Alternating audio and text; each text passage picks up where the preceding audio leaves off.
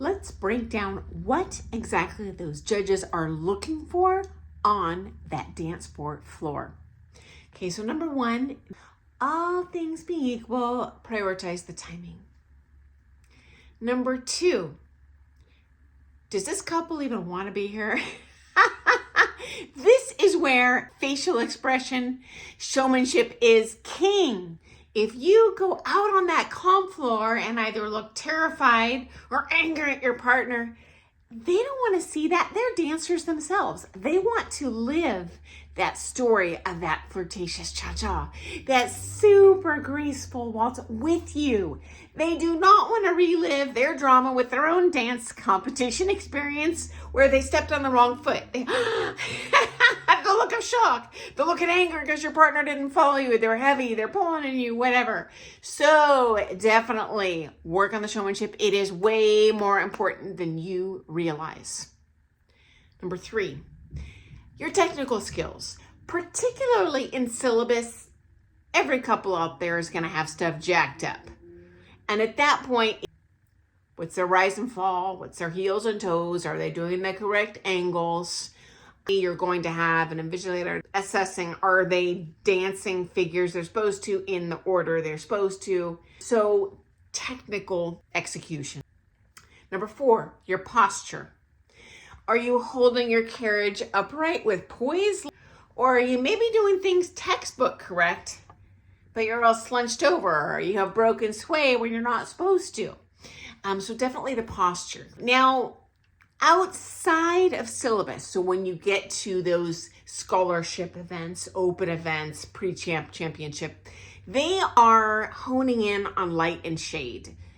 Pretty much those dancers out there are doing everything correct. So the judges have to look at something else, right? What is light and shade? Well, for example, you can express this in your choreography. I can show fast movements. I can show syncopations. I can show hesitations. I can show a complete slowing down to, say, acceleration freeze in a Latin dance, maybe tango. So they're looking for a difference in what you're doing. Rotation, flight, demonstrating a broader proficiency in that skill level. Next up, I'll tell you what they are not prioritizing. Complex choreography, hard, fancy figures. Okay, so that judging panel, it's kind of like a college where the university staff are evaluating all the applicants and there's no weighted grading system. So I'm broadcasting from the United States. Many universities here have a system where if you take a higher level version of that same class, you've got maybe a remedial English, a normal English, an honors English. An AP English is the advanced placement. That would be the hardest English class you can take, and that would enable you to get college credit. Well, if you get an A in that regular science class, it's not going to mean as much to your end result GPA that they come up with. They're going to give bonus points, so to speak, for doing that harder class. Okay, well, that is not what dance sport judging looks like. There are no bonus points for doing the harder figures.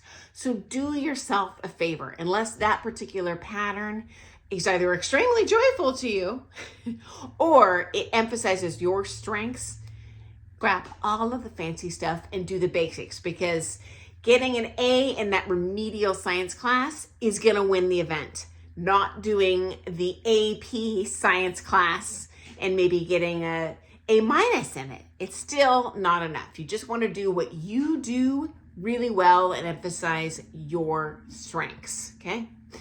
Finally, a strong finish. So on the comp floor, the judges are essentially getting pictures of you, right? A glance and a look away. A glance and a look away.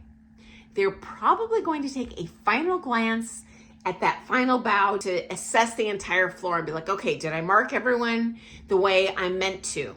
Because they can change their marks on that iPad at the last minute. So the last thing you want to do is leave an ugly picture in those judges' heads.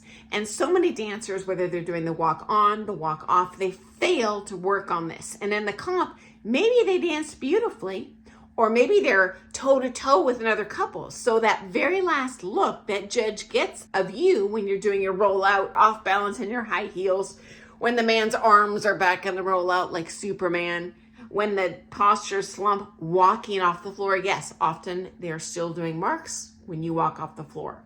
They're going to give that other couple who's poised and balanced and showing complete lines the whole time.